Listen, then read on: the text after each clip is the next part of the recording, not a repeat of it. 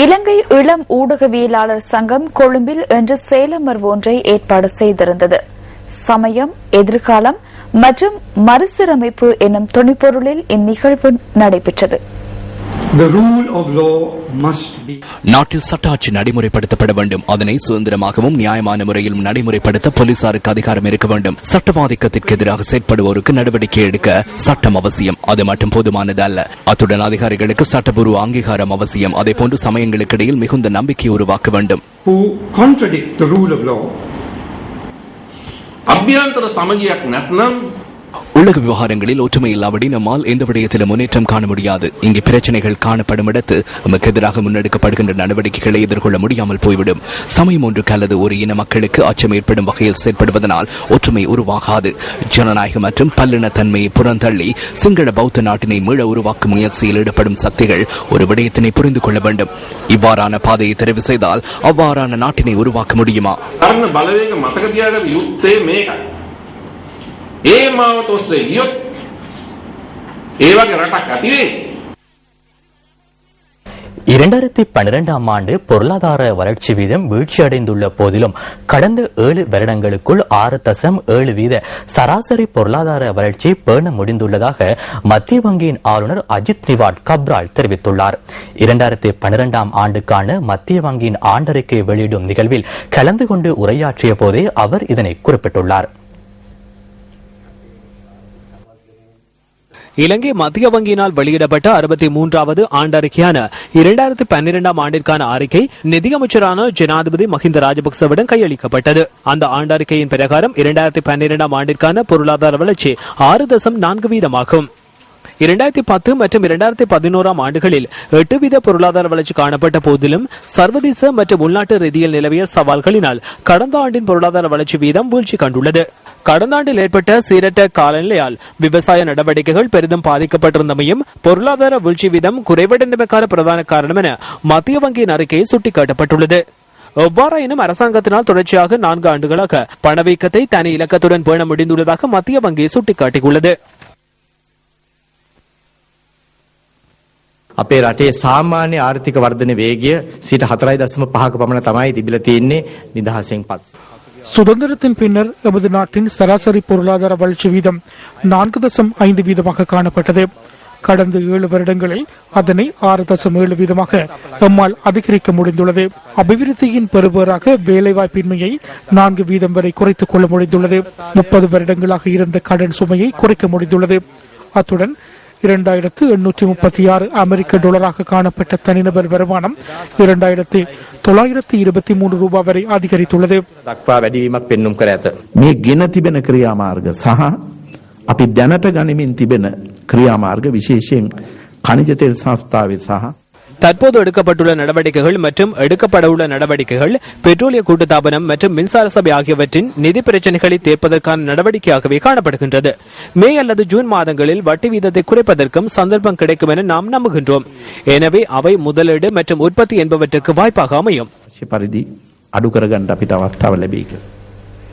இன்றைய பத்திரிகைகளில் வெளியான கேலி சித்திரங்களிலிருந்து நாம் தெரிவு செய்த கேலி சித்திரம் அடுத்து.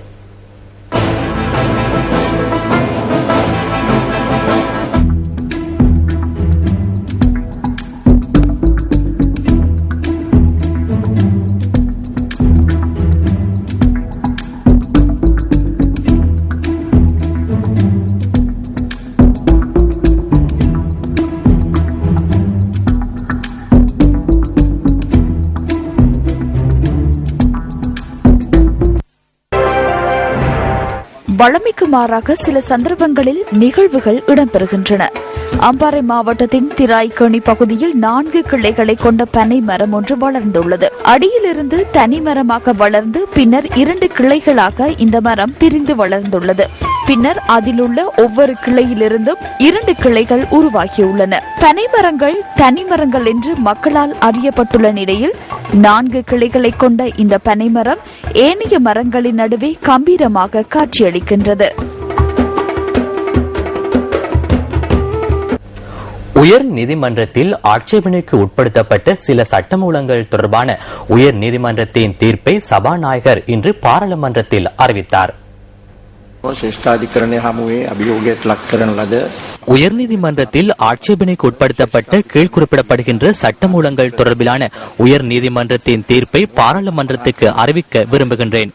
நிதி முகாமைத்துவ பொறுப்பு திருத்தம், தந்திரோபாய அபிவிருத்தி திட்டங்கள், பெறுமதிசேர் வரி திருத்தம், பந்தயம் மற்றும் சூதாட்டம் தொடர்பான வரி திருத்தம், தேச நிர்மாண வரி திருத்தம், உள்நாட்டு இறைவரி திருத்தம், வரி மேன்முறையீட்டு ஆணைக்குழு திருத்தம், நொத்தாரிஸ் கட்டண திருத்தம், ஆவண பதிவு திருத்தம், அன்டோனி அனுமதி பத்திர திருத்தம் ஆகியன மேற்குறிப்பிட்ட சட்டமூலங்களோ அவற்றின் உள்ளடக்கப்பட்டுள்ள ஏற்பாடுகளோ அரசியல் அமைப்புக்கு முரணாக அமையவில்லை என்பதனை அரசியல் அமைப்புக்கு அமைய உயர்நீதிமன்றம் தீர்மானித்துள்ளது. ඉහත සඳහන් පනත් කෙටුම්පත් හෝ ඒවායේ විධිවිධාන කිසිවක් ආණ්ඩු ක්‍රම ව්‍යවස්ථාවට අනනුකූල නොවන බව 123 වැනි ව්‍යවස්ථා ප්‍රකාරව ශ්‍රේෂ්ඨාධිකරණය තීරණය කර ඇත. வரி சட்ட மூலங்கள் தொடர்பாக பாராளுமன்றத்தில் இன்று தெரிவிக்கப்பட்ட கருத்துக்கள் சில அடுத்து. දැනට තියෙනවා මේ රටේ කැසිනෝ. අන්න ඒවා හරහා යනවා මිසක් විශාල இந்த நாடு தற்போது கெசினோக்கள் உள்ளன. அதனைத் தொடர்ந்தே நாம் செல்ல உள்ளோம். அதனை தவிர்த்து பாரிய புரட்சியை ஏற்படுத்த நாம் எதிர்பார்க்கவில்லை. உலகத்தில் உள்ள சுற்றுலா தொழிலின் பிரதான அங்கத்தை பந்தயம் வகிக்கின்றது. நீண்ட நாட்களாக முன்னெடுக்கப்பட்ட திட்டமாக அது இருக்கலாம். எனினும் நாம் தீர்மானம் ஒன்று எடுக்க வேண்டும். அந்த பயணத்தை மேற்கொள்வதற்கான வரி முறைமையை தயாரித்துக் கொள்ள வேண்டும். අපේ ඒ ගමනේ යන්න. තෙල් මිල තාම මේ අඩු වෙලා තියෙන අවස්ථාවක ඕගෙන තියෙන්නේ. බැරි වෙලාවත් ඕක எரிபொருள் விலை குறைவடைந்துள்ளது. மீண்டும் எரிபொருள் பீப்பாயின் விலை 125 அல்லது $130 சென்றால் 25% சிறிய மற்றும் நடுத்தர நிறுவனங்கள் நட்டமடைந்துள்ளன. இதுதான் நாட்டில் உள்ள பொருளாதார நிலைமை. இதனை நாம் தெரிவிக்கவில்லை, வணிகத்துறையை பிரதிநிதித்துவப்படுத்தும் நபர்களே தெரிவிக்கின்றனர். මේවා අපි නෙමෙයි කියන්නේ මේ වාණිජ්‍ය මණ්ඩල නියෝජනය කරන පුද්ගලයන්. මුදල් අමාත්‍යාංශයේ රාජ්‍ය මූල ප්‍රතිපත්ති දෙපාර්තමේන්තුවේ අධ්‍යක්ෂ ජෙනරාල් கடந்த பார்லமெண்ட் அமர்வுகளில் இந்த சட்டமூலம் நிறைவேற்றப்படும் என எண்ணி கடந்த மார்ச் மாதம் 27ஆம் தேதி நிதியமைச்சின் அரச நிதி கொள்கை திணைக்களத்தின் பணிப்பாளர் நாயகம் ஸ்ரீவர்தன இந்த கடிதத்தை எழுதியுள்ளார். இதில் குறிப்பிடப்பட்டுள்ள விதத்தில் தனிநபர்கள் மற்றும் நிறுவனங்கள் ஆகியவற்றுக்கு இது உரித்தாகின்றது. இந்த சட்டமூலத்தின் 5வது சரத்தில் இலங்கையில் உள்ள காணியின் உரிமை இலங்கை பிரஜா உரிமை அற்ற நபர் ஒருவருக்கு வழங்குவதாக குறிப்பிடப்பட்டுள்ளது. சைமன் அண்ட் கம்பெனிக்கு என்ன நேரம் என நாம் கேட்கின்றோம். සයිමන්ට වෙන්න පුළුවන්. මේක අදාළ වෙන්නේ. අපි අහනවා තමුන්නාන්සේගෙන් සයිමන් අන් කම්පැනි වලට මොකද වෙන්නේ? சில வரி திருத்த சட்டமூலங்கள் தொடர்பில் பாராளுமன்றத்தில் இன்று நடைபெற்ற விவாதத்தில் ஐக்கிய தேசிய கட்சியின் பாராளுமன்ற உறுப்பினர் DM சுவாமிநாதன் கருத்து வெளியிட்டார். I am extremely sorry to say that we as parliamentarians are addressing this assembly, but we don't have a clear international policy. We are disregarding the international community totally. எம்மிடம் தெளிவான வெளிநாட்டு கொள்கைகள் இல்லை என்பதனை பாராளுமன்ற உறுப்பினர் என்ற வகையில் வருத்தத்துடன் தெரிவித்துக் கொள்கின்றேன். நாம் சர்வதேச சமூகத்தை மறந்து செயற்படுகின்றோம். நாம் முறையான வெளிநாட்டு கொள்கையை கொண்டிருக்க வேண்டும்.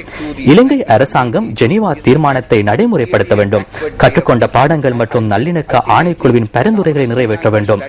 13வது திருத்தத்தை நடைமுறைப்படுத்த வேண்டும். அவ்வாறு நாம் செயற்படாவிட்டால் எதிர்காலத்தில் பல பிரச்சனைகளை எதிர்நோக்க வேண்டி ஏற்படும். Which is his own report. We have mentioned it number of times in this. தொடர்வது விளையாட்டுச் செய்தி. கால்பந்தாட்ட போட்டிகளின் போது ஒழுக்கமற்ற முறையில் செயற்பட்டதால் போட்டி தடையை எதிர்நோக்கியிருந்த இலங்கையின் 15 வீரர்களுக்கு நிபந்தனைகளுக்கு உட்பட்டு மீண்டும் போட்டிகளில் விளையாடுவதற்கான அனுமதி இன்று வழங்கப்பட்டுள்ளது. இதேவேளை இலங்கை கால்பந்தாட்ட சம்மேளனத்தின் பிரதம நிறைவேற்று அதிகாரி கிருஷாந்த பெரேரா இன்று தனது ராஜினாமா கடிதத்தை கையளித்துள்ளதாக இலங்கை கால்பந்தாட்ட சம்மேளனம் தெரிவித்துள்ளது. போட்டி தடை விதிக்கப்பட்டுள்ள 15 வீரர்களுக்கு மீண்டும் விளையாடுவதற்கான சந்தர்ப்பத்தை வழங்க நிறைவேற்றுக் குழு ஏகமனதாக தீர்மானித்துள்ளதென இலங்கை கால்பந்தாட்ட சம்மேளனம் இன்று வெளியிட்டுள்ள அறிக்கையில் குறிப்பிடப்பட்டுள்ளது. 2001ஆம் ஆண்டு முதல் கால்பந்தாட்ட சம்மேளனத்தின் பிரதம நிறைவேற்று அதிகாரிய கடமையாற்றிய கிருஷாந்த பெரேரா ராஜினாமா செய்துள்ளதால் அந்த பதவியின் பொறுப்புகள் கால்பந்தாட்ட சம்மேளனத்தின் செயலாளருக்கு வழங்கப்பட்டுள்ளதாக அந்த அறிக்கையில் தெரிவிக்கப்பட்டுள்ளது. இத்துடன் நியூஸ் ஃபர்ஸ்டின் 8 மணி பிரதான செய்திகள் நிறைவு பெறுகின்றன. நமது அடுத்த பிரதான செய்தி 10:45க்கு ஒளிபரப்பாகும். வணக்கம். வணக்கம். Hotlines 0114-896-896. www.newsfirst.lk. Feedback at newsfirst.lk.